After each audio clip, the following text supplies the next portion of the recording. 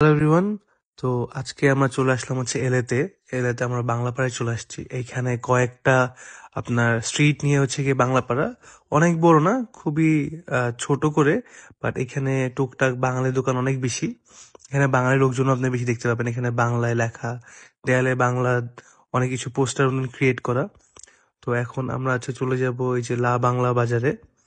এখানে হচ্ছে গিয়ে টুকটাক বাঙালি সবকিছুই পাওয়া যায়, আপনারা যা ইমাজিন করতে পারেন।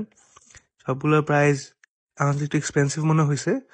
বাট এখানে আগে আপনি ডেইলি যদি বাংলাদেশি জিনিসপত্র মিস করেন, বাংলাদেশি ফিশ, তারপরে হালাল মাংস, মিষ্টি, এগুলো সবকিছুই পেয়ে যাচ্ছেন এখানে। এখানে মাছ থেকে শুরু করে বড় বড় আপনার ইলিশ মাছ এন্ড বিভিন্ন জিনিস, হালাল আপনার nuggets and sausage, meat item গুলা, তারপর বাংলাদেশি মশলা, পাকিস্তানি মশলা, ইন্ডিয়ান মশলা, এগুলো এখানে পাওয়া যাচ্ছে। আমার দেশি সরিষার তেল।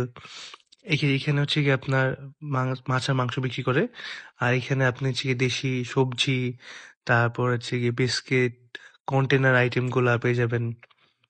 তারপর হচ্ছে গিয়ে খেজুর। আর এখানে হচ্ছে কি বিফ গুলো এই সাইডে বিক্রি করে। এখানে আপনি দেখতে পাচ্ছেন বিস্কিট গুলো আমাদের দেশি বিস্কিট, কিছু ইন্ডিয়ান পাকিস্তানি বিস্কিটও আছে। তারপর আমাদের দেশি সিমাই, সুজি গুলা, এগুলো পাওয়া যায়। আর এখন হচ্ছে রমজান, সো এখানে আছে ইফতারের আইটেম গুলা বিক্রি হচ্ছে।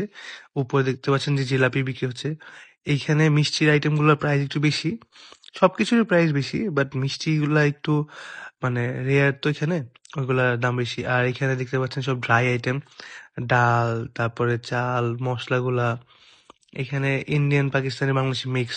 এখানে আপনারা পেয়ে যাবেন সুপুরি, পানের আইটেম গুলা, তারপর মশলা। তারপরে আপনার যদি মনে হয় থালা বাসন দরকার হয়, ওইগুলো পেয়ে যাবেন। এখানে আপনার তাওয়া, কড়াই, খুন্তি, তারপর জায়নামাজ, ঝাড়ু, দেশি চাল, নালিশের চাল, মিনিকেট চাল যারা এখানে